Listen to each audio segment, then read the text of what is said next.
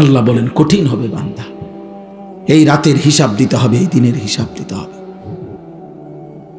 কি দুনিয়া ভোগ করছো এক একজন, চেহারা দেখে বোঝা যায় অনেক ছেলের কালো হয়ে আছে চেহারা।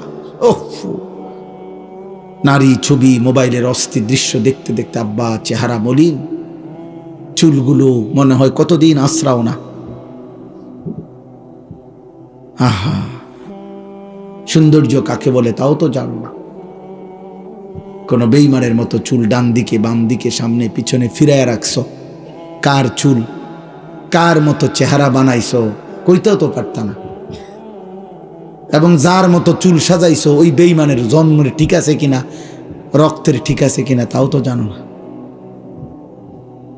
ছি ছি ছি ছি ছি বেটা, ছি তোর রুচির উপরে থুতু বেটা, থু তোর রুচির উপরে।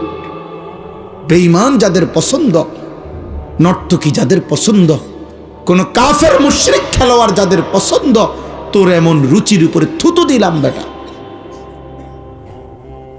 সেজদাবিহীন নাফরমান যারা তোরা, তোদের কপালে থুতু দিলাম বেটা, রাতে থুতু দিলাম। যা, তোর কপালে থুতু বেটা। তুই মুসলমানের ঘরে জন্ম নিয়ে এত বড় বেয়াদব হইলি, মাত্র 16 বছর বয়সে একটা সেজদা দেস না, 40 বছর পর্যন্ত তুই নাফরমান, পৌঁছতে তো দাজ্জাল হয়ে যাবি বেটা, দাজ্জাল হয়ে যাবি বেটা। এত কম বয়সে বেটা এক ওয়াক্ত নামাজ পড়স না, কত বড় বেয়াদব। চিন্তা করে দেখে, কি জঘন্য বেয়াদব, কি জঘন্য বেয়াদব। এমন বেয়াদবের ভাত রাঁধে কে?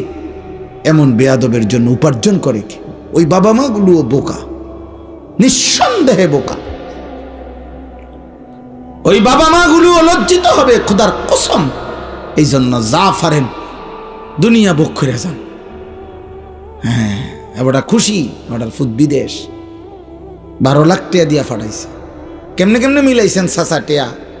6 লাখ টাকা জমি বেচছে আর 6 লাখ টাকা সুদে আর কিস্তিতে। এবারটা 12 লাখ টাকা এমনি এমনি মিলাইছে, সুদে সুদে কিস্তিতে। হ্যাঁ, কি আশায় মিলাইছেন এ টাকা? সুদ নিছেন, আল্লাহ জানে আখেরাতে জাহান্নাম থেকে মুক্তি দেয় নাকি, ফোলাগার উসিলে যাতে বেহেস্তি হইতারেন নাকি, সুদের টাকা দিয়া, কিস্তির টাকা দিয়া। ছি ছি ছি ছি। মুসলমান, মুসলমানের জিম্মাদারি ছিল স্ত্রী সন্তান, ছেলে মেয়ে, বাবা মা, স্বামী স্ত্রী। খোদার কসম, কথা ছিল মুসলমানের প্রথম ডিউটি ফুল ফ্যামিলি নামাজি, প্রথম জিম্মাদারি এটা। আরে বেটা, প্রয়োজনে খানা বন্ধ বেটা, আমি রোজগার করব না বেটা তোর মতো নাফরমানের জন্য, তোর মতো নাফরমানের জন্য উপার্জন করব না বেটা। 16 বছর তুমি বেটা, আমি প্রবাসী বহু লোকরে বলছি বুকে জড়াইয়া বেটা এমন বিদেশ কইরো না। 16 বছর তুমি বেটা কষ্ট করে বিদেশ করো, তোমার একটা একটা ঘাম, একটা একটা টাকার মধ্যে, রিয়ালের মধ্যে বেটা তার ঘামে ভিজা, তার কষ্টে ভিজা, তার কলিজাটা পানি করে ফেলছে। আজকে 18 বছরে 20 বছর বিদেশে থাকে, এক বেলা খানা দেই না কেউ নাই, এক গ্লাস পানি আগায় দেওয়ার মতো কেউ নাই, একটা জামা ধুইয়া দেওয়ার মতো কেউ নাই, একটা ভালোবাসবে একটা বিবি নাই, বাচ্চা নাই, কেউ নাই। বেচারা অসহায়ের মতো 12 ঘন্টা ডিউটি করে আইসা পইরা থাকে রুমের মধ্যে, মন চাইলে দুগা খায়, মন চাইলে শুইয়া থাকে ক্লান্তিতে। আবার ডিউটির টাইম হয়ে যায়, কে খাইবো কে রাঁধবো? এত কিছুর বিনিময়ে তোমার স্ত্রী দেশে বাজারে বাজারে ঘুরে গ্রাম চুক্তি বেড়াইতে লগে কথা কয়, তোমার ছেলে নামাজ পড়ে না, তোমার মেয়ে অসৎ চরিত্রবান, চরিত্রহীন কোনো লম্পটের সাথে হারাম প্রেম করছে, আর তুমি বই বিদেশ করতে আসো। করো, বিদেশ করো, আরো পয়সা কামাও। কেউ রাগ হইলে, কোন প্রবাসী যদি আমার কথা বলতে পারবে, আমি তাকে বলতে চাই, ভাই তোর কষ্টের টাকা, তোর মেহনতের টাকা, তোর কলিজার ঘাম করার টাকা, তোর স্ত্রী সন্তান আল্লাহর নাফরমানিতে ব্যয় করছে। রাখো বেটা, এমন টাকা কামাই বেটা। আগে বুঝাপড়া করো বিবি বাচ্চার কাছে যে নাফরমান আল্লাহকে যদি তোরা সেজদাই না করস, তোদের জন্য আমি উপার্জন করবো কেন? তোদের জন্য তোরা যত আল্লাহকে পাত্তা দাও না তো তা আমি আর তুমি কিতা। আপনি মনে রাখেন, একটা ছেলে একটা বাবা এখানে যদি থাকেন, আপনি মনে রাখেন যেই সমস্ত আপনাদের ছেলে 14, 16, 18 মাত্র বয়স, 20 বছর বয়স, এক ওয়াক্ত নামাজ পড়ে না, ওই মনে রাখেন ও আপনারে কি বলতে চায় জানেন? ওই বলতে চায়, বাবা, আরে বাবা, এত বড় সৃষ্টিকর্তা, কায়নাতের সৃষ্টিকর্তা আল্লাহ আমারে ডাকে প্রতিদিন 5 ওয়াক্ত, উনারে আমি পাত্তা দেই না, তুই বাপ কিতা বেটা? যা বেটা, বেটা তোর মতো বাপ বেটা গনার ধরিনি বেটা। আমি তো আল্লাহরই কিছু মনে করি না বেটা। এই গাদ্দার তো আল্লাহরই কিছু মনে করে না। এই জন্য আসমানের নিচে না, জমিনের উপরে বেনামাজি সর্বনিকৃষ্ট বেয়াদব। এই জন্য চেহারা কালো, আরো কালো হবে বেটা, মনে রাখিস বাপ। কোন বিবেকবানকে দেখাইস বেনামাজি ছেলে যে তোকে দেখতে প্রিয় মনে হয় না, অপ্রিয়, তোকে দেখতে মায়া লাগে না, মায়া লাগে না, তোকে দেখতে আদর লাগে না, লাগে না। কোন বিবেকবানকে জিজ্ঞাসা, সমবয়সী বন্ধু তোকে বলবে না কোনোদিন। তোর মতো চরিত্রহীন আরেকটা বন্ধুকে জিজ্ঞেস করলে ও চিনবে না তোকে। আল জিনসু ইয়ামিলু ইলাল জিনস, আরবিতে বলে যে যেমন সে ঝুঁকেও তেমন। কোরআনে আল্লাহ বলছে যে খবিস তার বিবিও হবে খবিস। আল্লাহ তাআলা কোরআনে বলছে যে ব্যভিচারী জেনাকার পুরুষ তার স্ত্রী হবে ব্যভিচারিণী নারী। তোর বউ হবে 3 নম্বর। তুমি যেমন চরিত্রহীন, হ্যাঁ টের পাইবা, টের পাইবা। দেখো আমি বললাম, আমি জানি আব্বা, শত শত যুবকের চোখের পানি আমি জানি। আমার জীবনটাই ছেলেদেরকে নিয়ে, মুসলমানের কিশোর নওজোয়ান নিয়ে সারাদিন ফিকির করি। কত যুবকের কান্না, আহাজারি।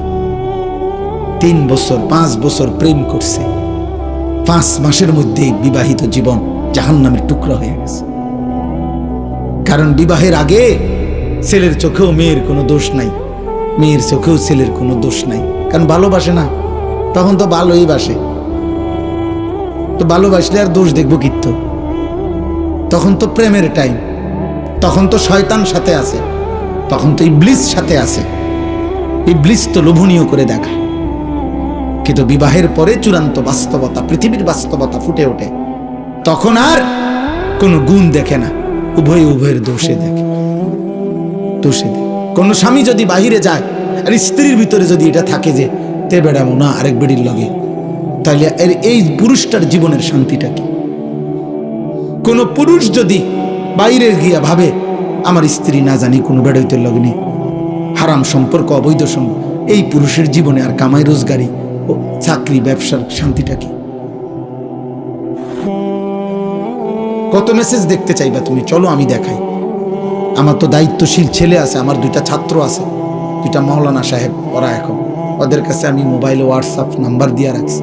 অসংখ্য যুবক যাদের জীবন শেষ, চরিত্র শেষ, শরীরের সক্ষমতা নাই, যৌবনের ক্ষমতা নাই, লজ্জাস্থানের ক্ষমতা নাই, কোমরের ক্ষমতা নাই। কি কারণ? উলঙ্গ ছবি, নর্তকী। আহা, ধরতেও পারলো না, ছুঁইতেও পারলো না, দেখে দেখেই সুন্দর একটা সুস্থ সবল জীবন শরীরের ক্ষমতা শেষ করে দিছে। একদিন দেখবে সে তার সক্ষমতা নাই, দুনিয়াও নাই, আখিরাত নাই, জাহান্নাম ছাড়। দুনিয়া তো জাহান্নামের আগুন, মানে দুঃখে দুঃখে কষ্ট যন্ত্রণা, আখিরাত। আল্লাহ আমাদেরকে বুঝ দান করে, আল্লাহ আমাদেরকে বুঝ দান করেন। আল্লাহ তাআলা বলেন, وَيَوْمَ يَعَضُّ الظَّالِمُ عَلَى يَدَيْهِ يَقُولُ يَا لَيْتَنِي اتَّخَذْتُ مَعَ الرَّسُولِ سَبِيلًا। আল্লাহ তাআলা বলেন, এই নাফরমান পাপীরা সেদিন নিজেদের দাঁত দিয়ে আঙ্গুলগুলো হাতের কামড়াইতে থাকবে, এই হয় কামড়াইয়া ছিঁড়ে ফেলবে, আর আফসোস করতে করতে বলবে, হায় যদি রাসূলের পথ ধরতাম। ইয়া লাইতানি ইত্তাখাযতু মা'আর রাসূলি সাবিলা।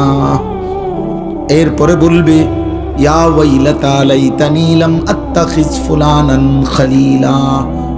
যার কারণে যে নষ্ট হলো, যার কারণে যে চরিত্রহীন হইল, ছেলে হোক, মেয়ে হোক, বন্ধু হোক, বড় হোক, ছোট হোক, আল্লাহর কসম আল্লাহ বলেন সে তাকে স্মরণ করবে আর মনে মনে আফসোস করবে আর বলবে, হায় আমি যদি তাকে বন্ধু না বানাইতাম, লাম আত্তাখিজ ফুলানান খলিলা, আমি যদি তাকে বন্ধু না বানাইতাম। বন্ধু নামের যেই শয়তান আমাকে উলঙ্গ ছবি দেখে নষ্ট করেছে, বন্ধু নামের যেই শয়তান আমারে সুদের আড্ডায় লাগায় দিছে, ঘুষের আড্ডায়, বন্ধু নামের যেই শয়তান আমারে জিনা ব্যভিচারে আসক্ত করে দিছে, বন্ধু নামের যে শয়তান আমারে মদ জুয়া ব্যভিচারে লাগায় দিছে, আমি তো আর ফিরতে পারি নাই, আমি তো গুনার মজা পেয়ে আর ফিরতে পারি নাই, আমি তো অসভ্যতার মজা পেয়ে আর ফিরতে পারি নাই, আমি তো হারাম উপার্জনের নেশায় আর ফিরতে পারি নাই। লাকাদ আদাল্লানি আনিদ যিকরি বাদা ইয জাআনি। আল্লাহ বলেন নাফরমান সেদিন আফসোস করবে আর বলবে, হায় আল্লাহ, আফসোস আমার কপালে, আমার কাছে তো হেদায়েতের কথা এসেছিল, আমাগো এলাকার মধ্যে তো মাহফিল হইছিল, হুজুর আসছিল, কইছিল, আমগো গ্রামের মসজিদে তো প্রতিদিন 5 ওয়াক্ত নামাজের আজান হইতো, আমগো বাড়ির মধ্যেও তো কত নামাজি ব্যক্তি দেখতাম মসজিদে যাইতো, আমার আত্মীয় স্বজনের মধ্যেও তো অনেকে হাফেজে কোরআন ছিল, আমগো ঘরের তাকের মধ্যেও তো কোরআন রাখা দেখছিলাম, আমার মাও তো বলছে আমারে মুসলমান, বাপও তো বলছে আমি মুসলমান, আমি তো নিজেও ধর্ম যতবার লিখছি ততবার বলছি ইসলাম, আমার আইডি কার্ড, পাসপোর্ট, জন্ম নিবন্ধন সনদেও তো লেখা ছিল ইসলাম, সব কিছু তো ছিল, কিন্তু বন্ধু নামের ওই শয়তান তো আমারে গুমরাহ করে দিল।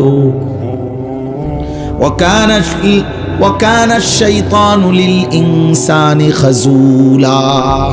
এই শেষ কথাটা শোন আব্বা, এই শেষ শব্দ কোরআন শরীফ বন্ধ করে দিয়েছে, শেষ কথা হলো ওয়াকানা শাইতানু লিল ইনসানি খাজুলা। এটা মারাত্মক কথা। আল্লাহ বলছে প্রত্যেক মানুষকে গুনাহে লিপ্ত করাবার সময় শয়তান তার থেকে কেটে পড়ে।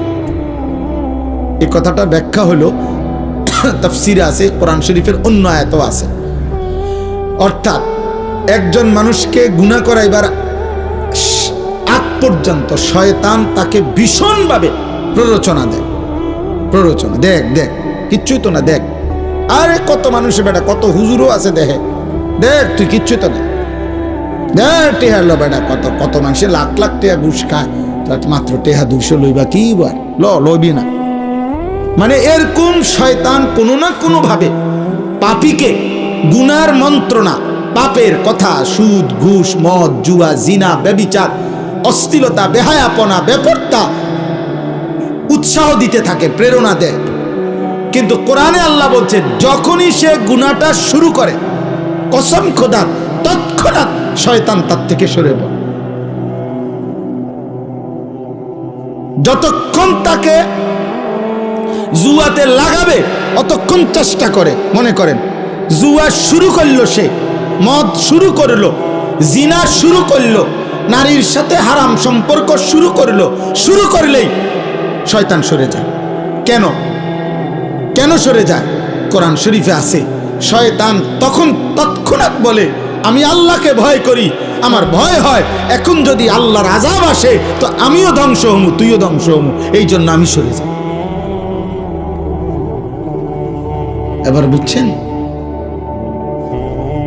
কামাথালিশ শাইতানি ইয ক্বালা লিল ইনসানি নিকফুর ফালাম্মা কাফারা ক্বালা ইন্নী বারীউম মিনকা ইন্নী আখাফুল্লাহ রাব্বাল আলামিন। আল্লাহ বলে শয়তানের দৃষ্টান্ত শোনো বান্দা। শয়তান মানুষকে বারবার বলে গুনাহ করো, নাফরমানি করো। যখন বান্দা নাফরমানি করতে শুরু করে তখন সাথে সাথে শয়তান বলে আমি তোর থেকে মুক্ত, আমি সরে গেলাম তোর থেকে। কেন?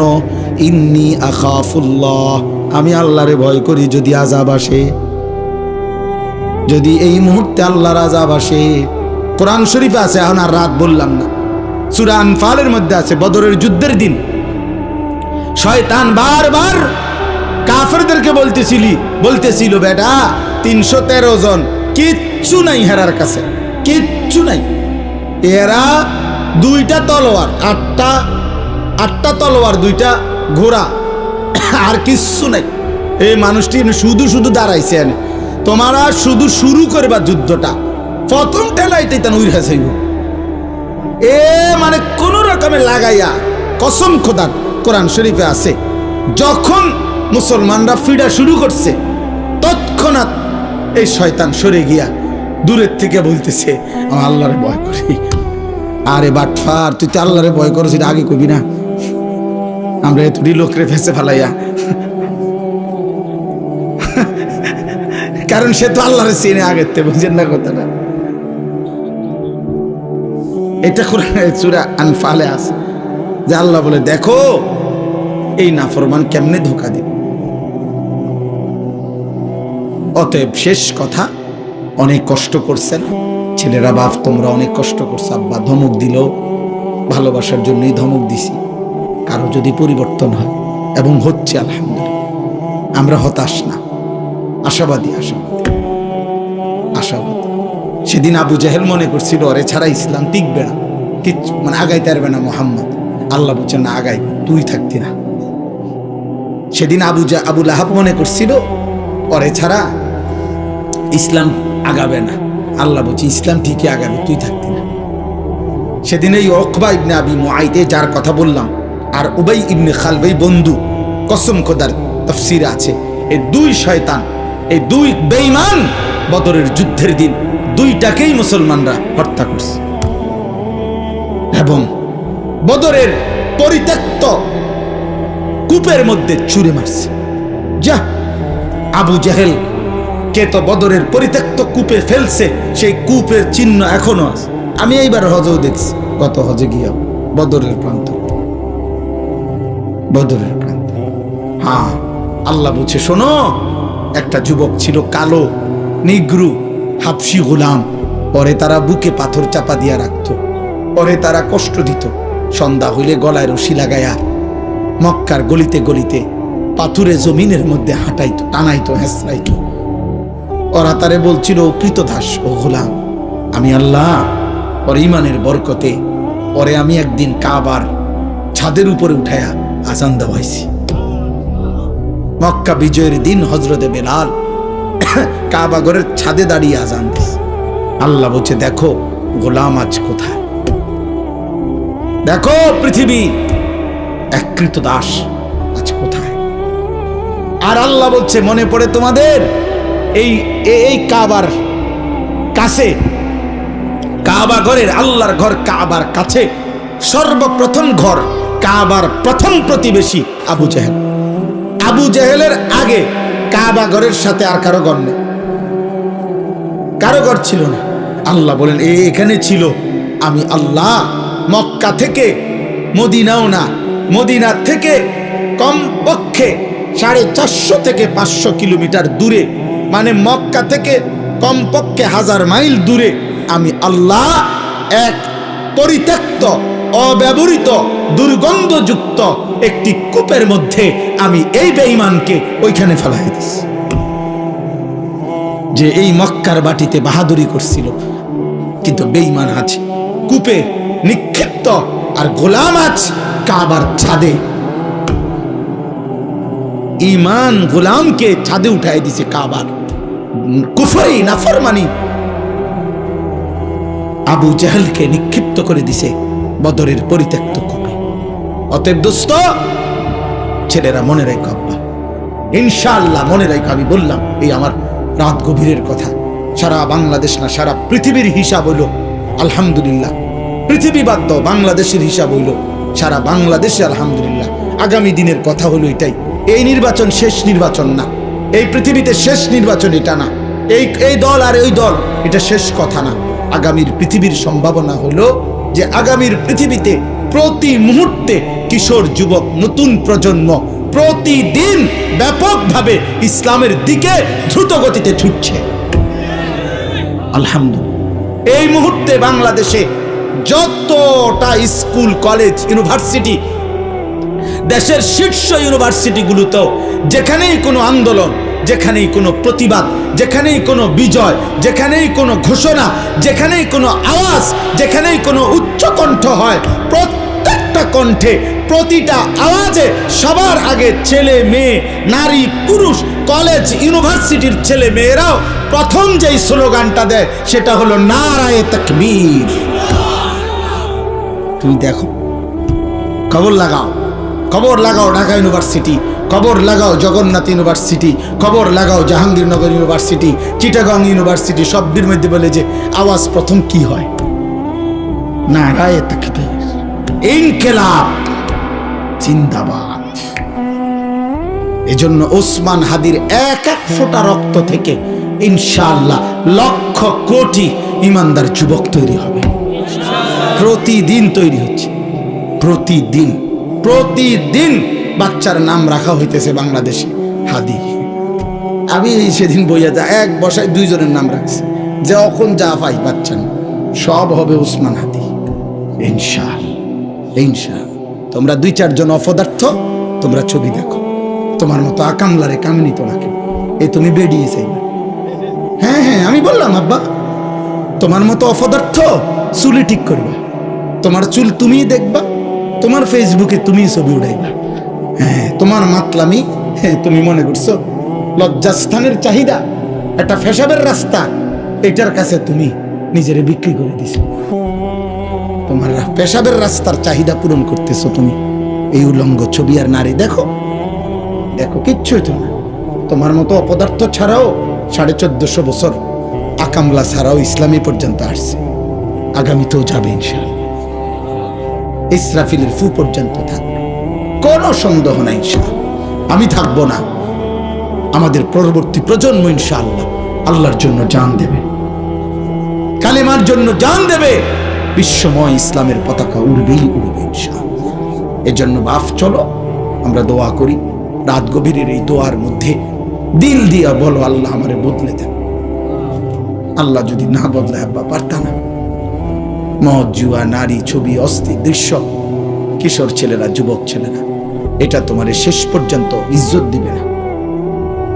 এমন সুন্দর একটা জীবন নষ্ট করো না। নামাজ পড়ো, ফজরের নামাজ, 5 ওয়াক্ত নামাজ, দেখবা দুনিয়া তোমারে ভালোবাসবে, আল্লাহও তোমারে ভালোবাসবে।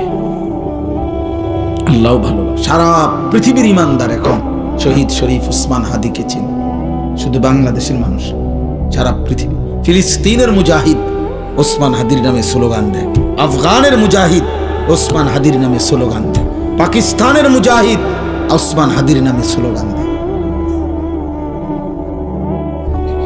সারা পৃথিবী ওকে ছিল। ও ইমানদার ছিল, ও সাহসী যুবক ছিল, ও 5 ওয়াক্ত নামাজ পড়ত। তার চেহারা সুরত দেখলেই বোঝা যাইত, এবং সে স্বীকার করত, সে নিজ কণ্ঠে বলছে আমি ইমানদারের সন্তান, আমি আলেমের সন্তান, আমি শাপলার সন্তান। সে বলছে ফ্যাসিস্ট যখন 2013 সালের 5ই মে শাপলা চত্বরে যখন জুলুম করেছে, ইমানদারের রক্তে মতিঝিলের শাপলা চত্বর যখন ভাসাইছে, সে বলছে আমি তখন সেখানেই ছিলাম, আমি দেখছি। সে নিজে বলছে, আমি তার বক্তব্য আমরাও শুনছি। সে বলছে আমি নিজ চোখে দেখছি হাফেজে কোরআন মাদ্রাসার তালেব ইলম একজন আরেকজনকে বুকে জড়ায় ধরছে, দুজনেই লাশ হয়ে আছে, রক্তে ভাইসা রয়েছে। কত মুমিনের চোখের পানি, কত মজলুমের চোখের কান্না রক্তের উপরে, কত মানুষের গুম খুন, কত মানুষের আর্তনাদ, কত বিধবা নারীর আর্তনাদ। আপনারা জানেন না কত কিছুর বিনিময়ে এই জালেম পলাইতে হয়েছে। এই তো 1-2 দিনের জুলুম না, 17 বছরের জুলুম, 16 বছরের জুলুম। এই জন্য বাপ মনে রাখো, আমাদের প্রিয় ভাই, আমাদের কায়েদে মিল্লাত আল্লামা হাফিজ জুনায়েদ বাবুনগরী রহমতুল্লাহ আলাইহির খাদেম ছিল আমাদের প্রিয় ভাই এনামুল হাসান ফারুকি। এই যুবক তাগড়া জওয়ান যুবক ছিল, এমন সুন্দর বলিষ্ঠ যুবক ছিল, হাটহাজারী মাদ্রাসার হুজুরের খাদেম ছিল সে। ওরে এই কত ফেসিস্ট বেঈমান, এই নাফরমানরা জেলখানার নির্মম জুলুম আর নির্যাতনের রিমান্ডে জীবনের তরে তারে পঙ্গু বানায় দিয়েছে। আজ সে চীনে হসপিটালের মধ্যে মৃত্যুসজ্জায়, অসুস্থ, রোগাক্রান্ত। সেদিনও দোয়া চাইছে আমাদের কাছে যে ভাই দোয়া করেন। এরকম ভাই, অতএব আমার আব্বা, আমি কিংবা তুমি, আজও যারা আসবে নতুন, এই শেষ কথা হলো, মনে রাখো আব্বা, শেষ রাত গভীরে কথা হইল, আমি চলে যাব, আমরা সবাই হয়তো চলে যাব, কিন্তু এটা মনে রাখবে, আমার মাটি, বাংলাদেশের এই জমিন, ইসলাম ছাড়া অন্য কিছু এখানে প্রতিষ্ঠিত করা যাবে না। এ মাটি ইসলাম ছাড়া অন্য কিছু নেবে না। লক্ষ কোটি আউলিয়া, বুজুর্গ, তাহাজ্জুদের সেজদাওয়ালা মুমিনের চোখের পানি এ মাটির সাথে মিশে আছে। অতএব ঈমান ছাড়া, ইসলাম ছাড়া বাংলার মাটিতে অন্য কিছু টিকবে না। আল্লাহ আমাদেরকে তৌফিক দেন। তোমরা নিয়ত করলা কিনা কও, বলো যে এ পর্যায়ে শেষ যারা টিকছো বইছো, তোমরাই কও যে আমরা ইনশাআল্লাহ ফজরের নামাজ পড়ব। বলো বাবা, নওজোয়ান বলো, 30 বছরের নিচে যাদের বয়স, তোমরা কও, দিল থেকে বলো, দিল থেকে বলো। দেখো তোমার আজকের চেহারাটা ছবি উঠায় রাখো, আগামী 3 মাস ফজরের নামাজ পড়ো। এই আনিসুর রহমান তো চাঁদের দেশে থাকি না, আমি কুমিল্লা ক্যান্টনমেন্ট ময়নামতি থাকি, সাহেবের বাজার। 3 মাস ফজরের নামাজ পড়ে দেখো, ইনশাআল্লাহ আল্লাহর কসম, এরপরের চেহারা আর এখনকার চেহারা তুমি মিলায় দেখো, রব্বে কাবার কসম তোমারে অনেক সুন্দর দেখাবে। পরীক্ষিত, ওষুধ দিলাম, প্রেসক্রিপশন দিলাম। তুমি তো সুন্দরী হইতে চাও, তোমাকে সুন্দর যেন দেখায়, তুমি সেজদা দিলে ইনশাআল্লাহ সুন্দর হবে। নবীজির এটার ওয়াদা, মান কাসুরা সালাতুহু হাসুনা ওয়াজহু। আল্লাহ নবী বলেন, যার নামাজের পরিমাণ বেড়ে যায় তার চেহারার সৌন্দর্য বেড়ে যায়। আল্লাহ আমাদেরকে তৌফিক দেন। আলহামদুলিল্লাহি রাব্বিল আলামিন। মওলাই করিম আপনি মাফ করে দেন, আল্লাহ আপনি মাফ করে দেন, মাফ করে দেন, দেন মওলা মাফ করে দেন। ছেলেগুলোকে মাফ করে দেন, ছেলেগুলোকে মাফ করে দেন। ওরা বুঝে নাই রে মওলা, ওরা বুঝে নাই, ওরা বুঝে নাই, ওরা বুঝে নাই, ভুল করে ফেলেছে মওলা। অনেক দিন সেজদা দেয় নাই, আপনাকে ডাকে নাই, আপনি মাফ করে দেন। আপনি তো এই পৃথিবীতে কতজনকে, কত কোটি মানুষকে মাফ করেছেন, এই অল্প কয়েকজনকেও মাফ করে দেন। মাফ করলে আপনার ভান্ডারে কমবে না, মাফ না দিলে আমাদের উপায় থাকবে না। দেন মওলা, মাফ করে দেন, মাফ করে দেন, মাফ করে দেন। কবরবাসীদেরকে মাফ করে দেন। প্রত্যেকে আমরা স্বজন হারা, কেউ মা হারা, বাবা হারা, আত্মীয় হারা, স্বজন হারা। আল্লাহ আল্লাহ আমাদের সবারই আত্মীয় স্বজন কবরে আছে, মাফ করে দেন, দেন আপনি মাফ করে দেন, মাফ করে দেন। কিয়ামত পর্যন্ত কবরের আযাব মাফ করে দেন, কবরগুলোকে জান্নাতের টুকরা বানায় দেন। আমার বাবা, চাচা, দাদা যারা বসে আছেন সকলকে আল্লাহ শেষ জীবনটা আরো বেশি নেক আমলের তৌফিক দেন। রাত গভীরে কুয়াশার ফোঁটা ফোঁটা পানি পড়ছে রে মওলা, এরপরও যে ছেলেগুলো এতটা কষ্ট করে বসেছিল, আল্লাহ এদেরকে খালি হাতে ফিরায় দিয়েন না। আল্লাহ এদের কলিজায় ঈমান দিয়ে দেন, এদের কলিজায় তাকওয়া দিয়ে দেন। আল্লাহ আপনার ভয় দিয়ে দেন, জাহান্নামের ভয় দিয়ে দেন, আখিরাতের ভয় দিয়ে দেন। আল্লাহ নেককারের সঙ্গী বানায় দেন, উলামায়ে কেরামের সঙ্গী বানায় দেন, ফজরের মুসল্লি বানায় দেন, ফজরের মুসল্লি। আমি বলছি মাওলা, সেজদা দিলে চেহারা সুন্দর হবে, আপনি সুন্দর করে দিয়েন। আমি আপনার বান্দাদের কানে পৌঁছাইছি, আপনি কলিজায় পৌঁছায় দেন।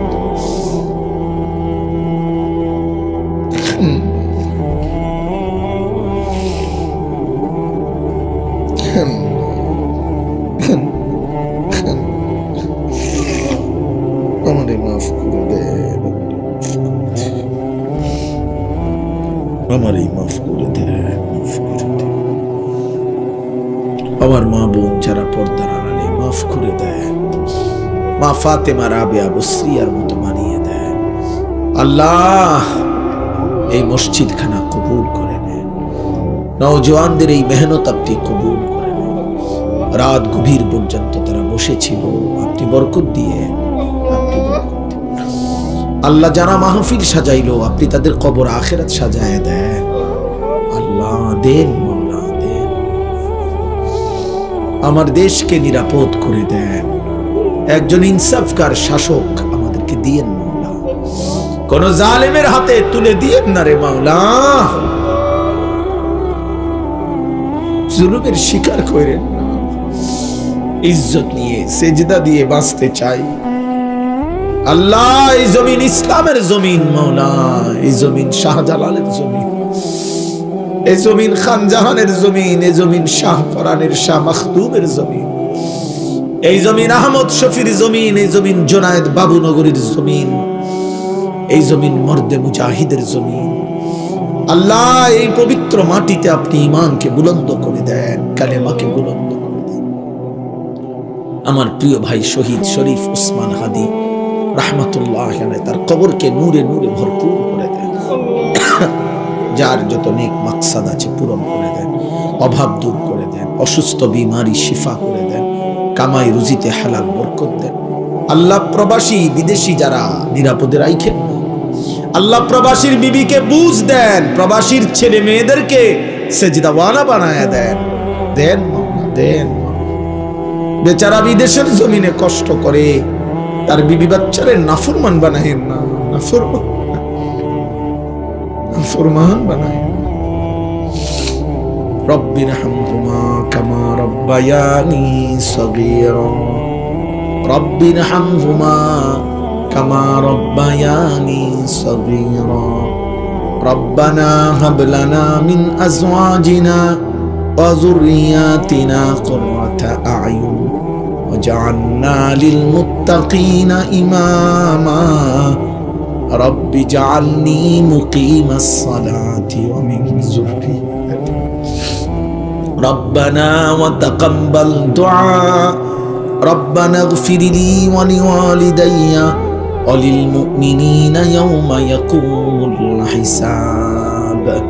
সুবহানা রাব্বিকা রাব্বিল ইজ্জাতি ওয়াল হামদুলিল্লাহি রাব্বিল